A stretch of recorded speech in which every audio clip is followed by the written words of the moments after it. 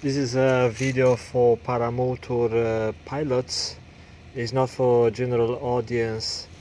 And here I have my old SKY100 engine on a frame, on a Kanguk Viking frame. So this is a number of years old. I bought it recently, and my advice, first of all, is never buy an engine or a paramotor engine without testing it firsthand. So you need to be there, you need to test it, or you need to hire a mechanic to properly test the engine. So I bought this one based on some pictures and based on the trust I have into a friend. Probably he is not familiar with paramotors. Actually, he is not a paramotor pilot, but probably he thought that the engine works fine, and I think he bought it from someone else.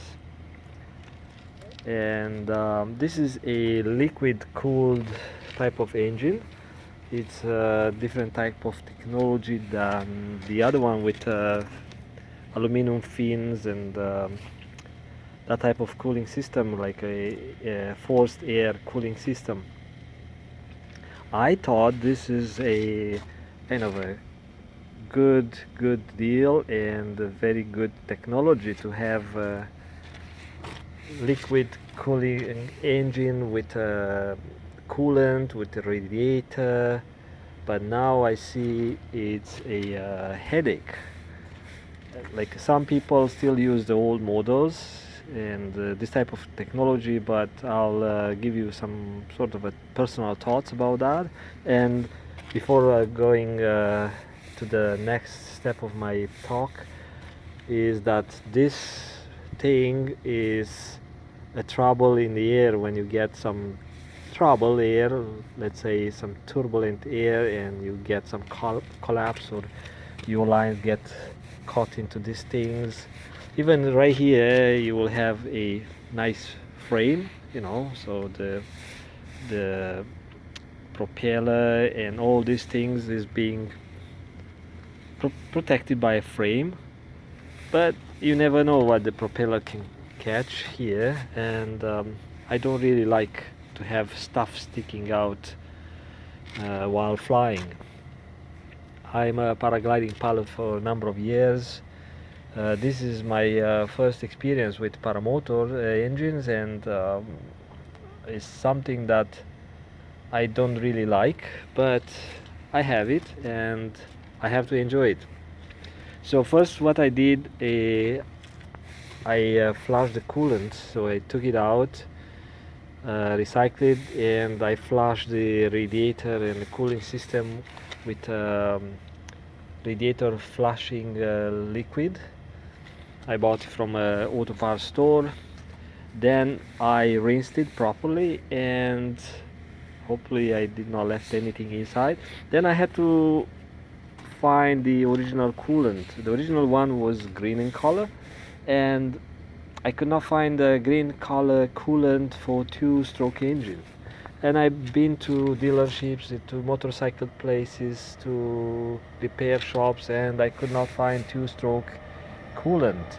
So I ended up going to Honda dealership, where they sell also Honda motorcycles, and the mechanic said, yeah, you can buy a regular coolant for stroke.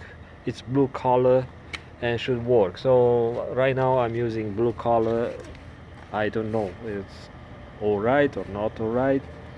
The thing that I noticed with this coolant, maybe it's normal, right after I start the engine I get some sort of it's not steam but some pressure into this tank, and of course pressure into the hoses, and I assume that I have a blown gasket in the engine, and could be.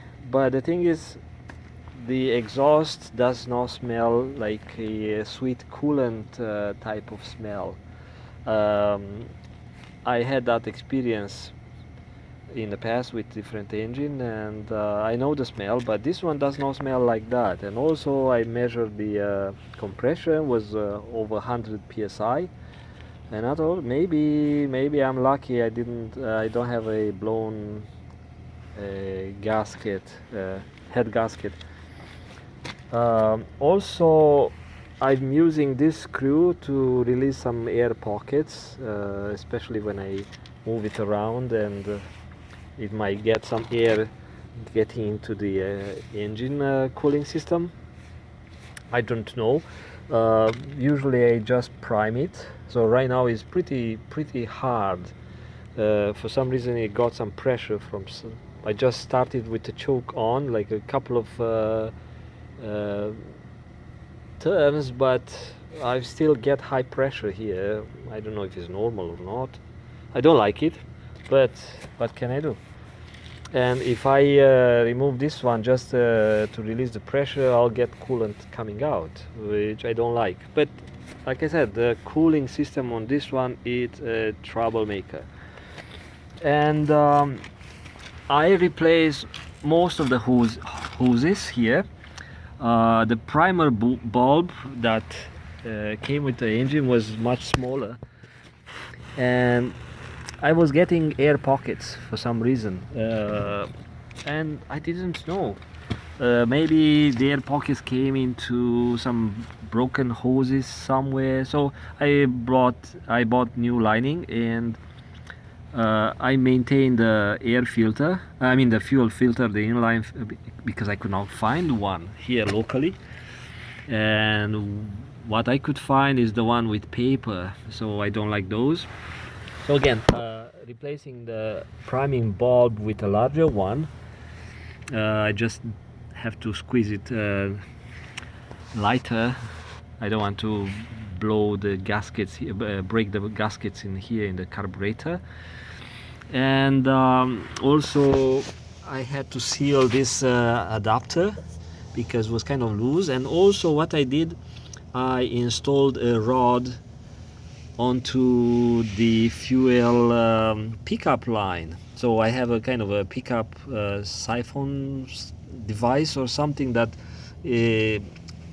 because the length of the hose was sitting kind of horizontally, so I used a rod, a piece of metal, to keep that thing straight down. Then here is going to have a little turn to pick up some fuel from the bottom when it's low. But because this hose was old, was kind of a bent like that, I didn't like it. It was stiff as well, so I didn't replace that one. I just attached a rod with a couple of tie wraps, so now that stuff stays vertically, and then it turns up. So it's experimenting. I'm not saying this is a good fix.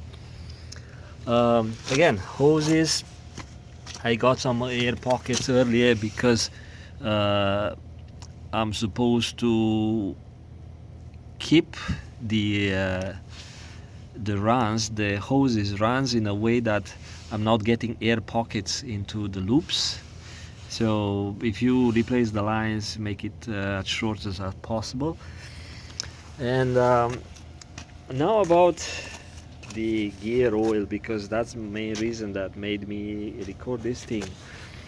I opened this filler cap and inspection cap, and I'm looking for oil. There's no oil, and I put a tie wrap inside. I got somewhere inside, so I had to turn these gears, and I'm looking. It was something black comes out, but very little oil.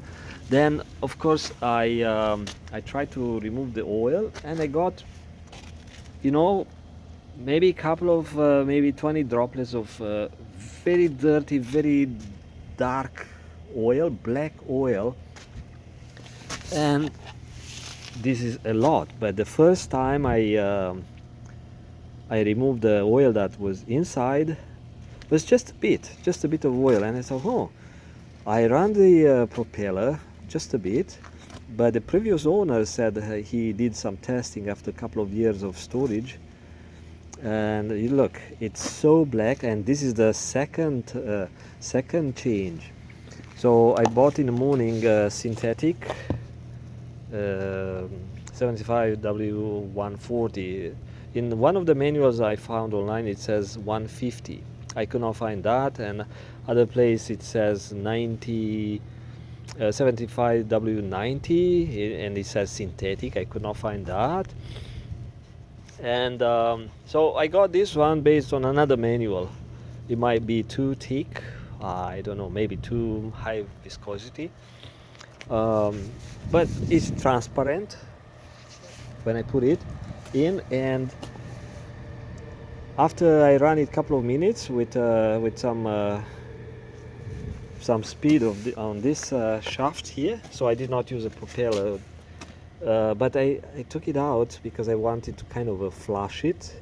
I don't have a way to flush the gears, and look, it's still very, very dark, and I don't like it. And I added a bunch of oil. Right now it's full. It's not supposed to be full, but I put it horizontally, and I put lots of brand new fresh oil, and I'm going to run the engine, and I hope that new oil will kind of dilute the old junky oil and replace most of it, I hope. Now about these engines, one trick about how you start when it floods. Of course you will flood the engine at some point. I did a few times. In the manual, and many people would tell you, take the spark plug out, okay, and just pull the starter handle a number of times and blow the vapor, I mean the fuel off the spark plug, and then replace the spark plug, put it back, and it should start. So I did that, but the thing is I have very good fuel flow into my carburetor. So every time you pull the starter, the fuel pump which is built into the carburetor is going to suck more fuel. And so I did some experiments.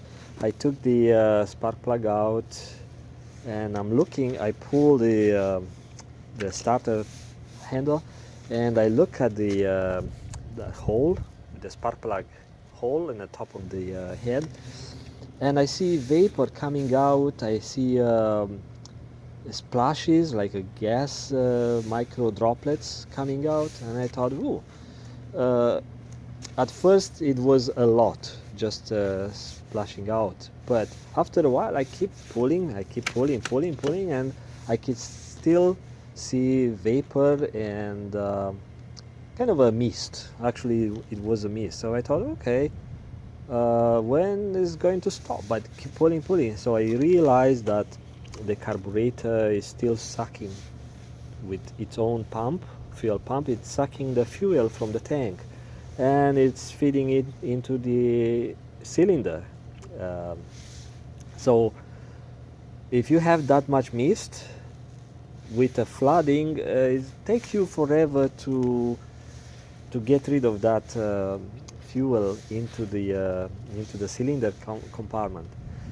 So what I did, I thought I need to stop the fuel flow, and I installed a shut-off valve. And shut-off valve, I'm being sarcastic a bit. So what I did, I installed a tie-up. So I'm going to buy actually an inline shut-off valve. I'll do that, but for now, a tie-up, it stops or reduces the fuel flow that gets into the carburetor. So now I did that test, and it works fine. I can get rid of that excess of fuel into the firing area, the cylinder head area. And because for me this one is not easy to start, I'm just leaning the whole frame against a big rock, something like that, and I'm making sure the throttle is not activated. But the procedure on this one I found in one of the manuals written by a pilot. So you turn the choke, you turn it on, I mean you choke the carburetor, and when this choke lever is perpendicular to the fuel flow or to the carburetor, the choke is activated. And I bought some parts and a cable to install a choke, but this one is required only when you start. It's kind of cold, and I might install that choke in case I fly in the winter and this one dies. I hope not, but we'll see. So choke on, or the choke is being activated right now, and because I still have some fuel in the lines, so I have to go to until I feel some pressure.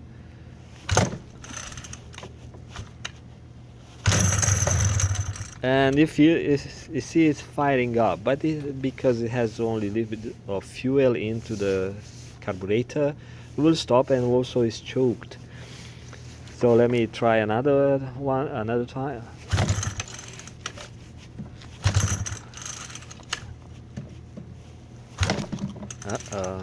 Yeah.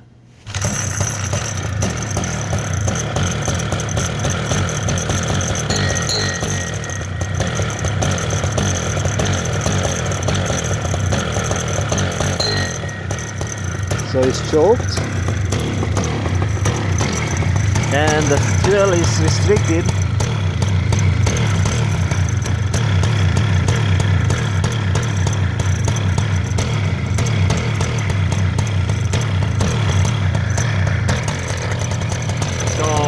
The advantage of clear tubes is that you can see the air pockets, air bubbles.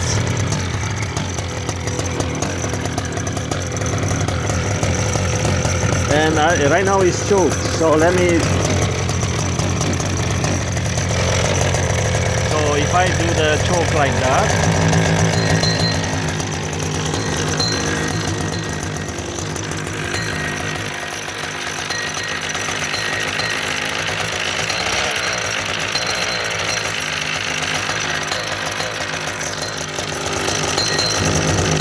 yeah, so that's the clutch adjustment when it's making that bell sound.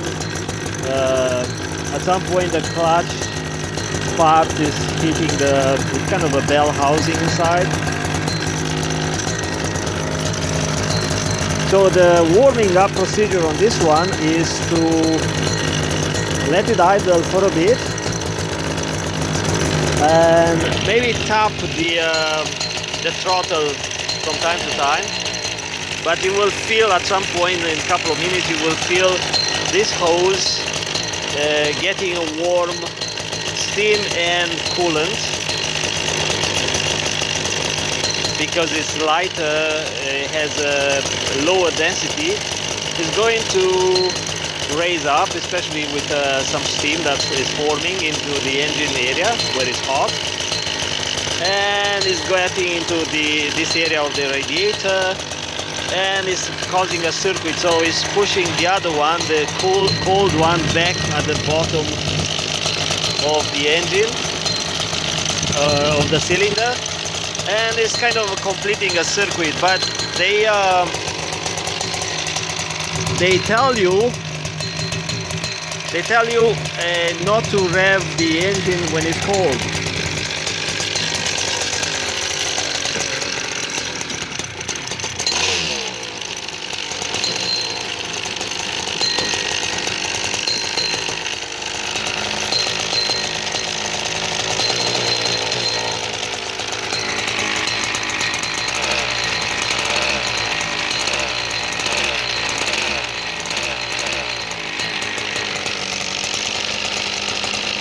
Yeah, I have high pressure here, and I'm going to release some of the pressure here because I'm getting some gas and some steam. I don't know what it is.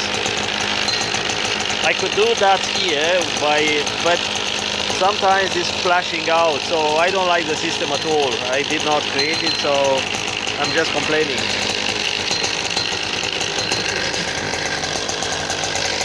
So it's not too heavy, I would say.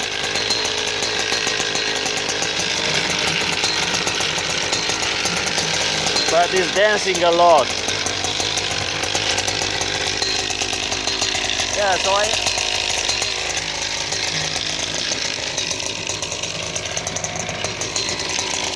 I installed some of the cushioning made out of foam, and yeah, I did little. By accident, I pressed the throttle. I did small changes here and there, and some cleaning up. Yeah, I should wait longer to get a higher RPM, and it's not good to go high RPM without the propeller because you have no load. So the purpose of running this one here is to kind of clean up the old oil into the gearbox. So I'm going somewhere else because it's 10 o'clock and maybe people don't like it.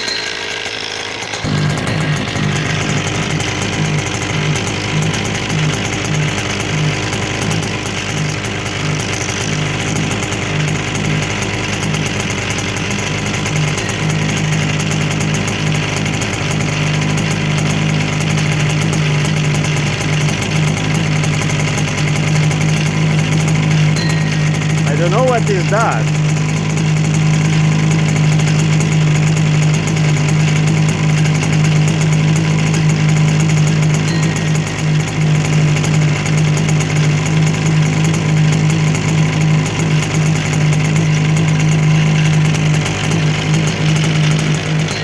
Still the pressure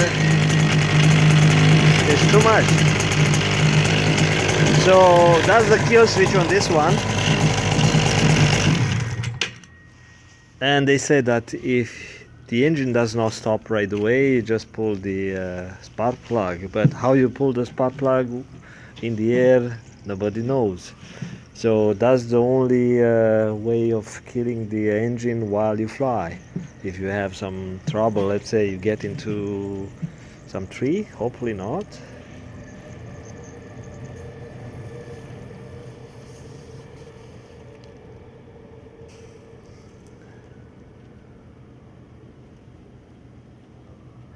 Yeah, so the coolant is coming out. I won't poison the environment, but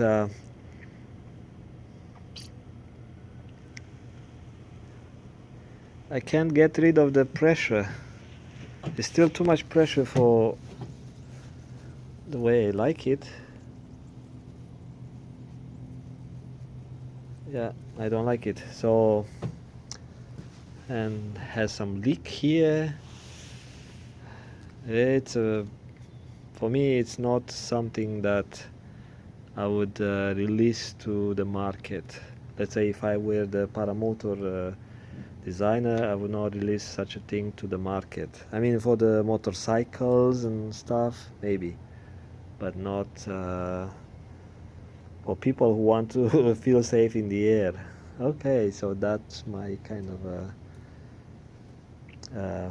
SKY100 older engine, paramotor engine. Take care of yourself. Bye bye.